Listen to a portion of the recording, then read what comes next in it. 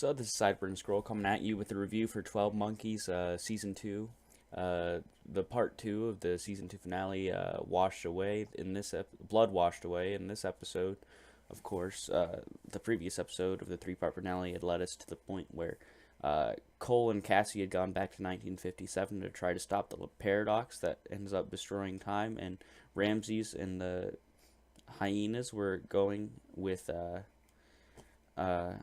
to Titan to defeat the Witness, and so you really had this cliffhanger, and so this after a 2 week hiatus, this episode really brings the show together. Cole and Cassie are trying to find, of course, the person they're going to paradox let me think, the primary, and they haven't had luck. They've been in 1957 for a year, and they've been looking for this person.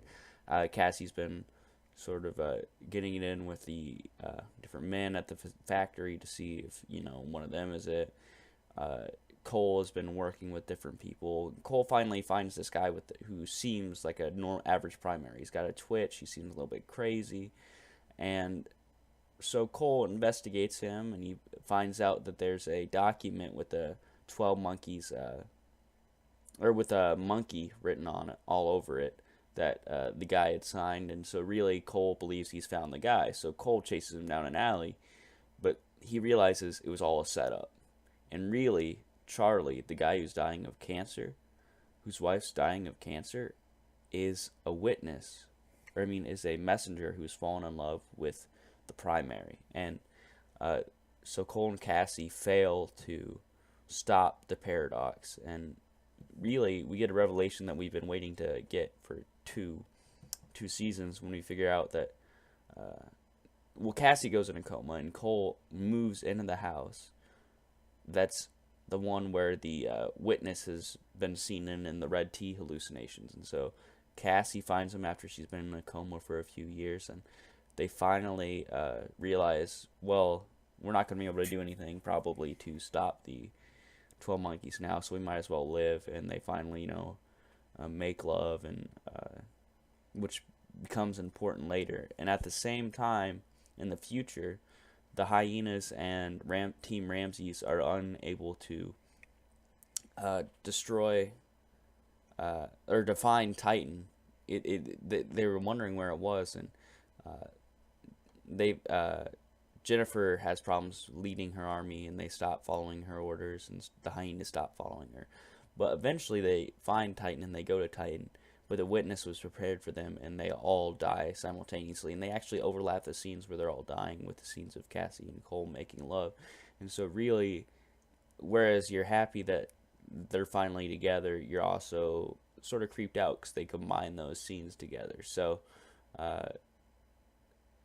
it sort of gives you this feeling that, oh, well, maybe it's not a good thing that they're finally together.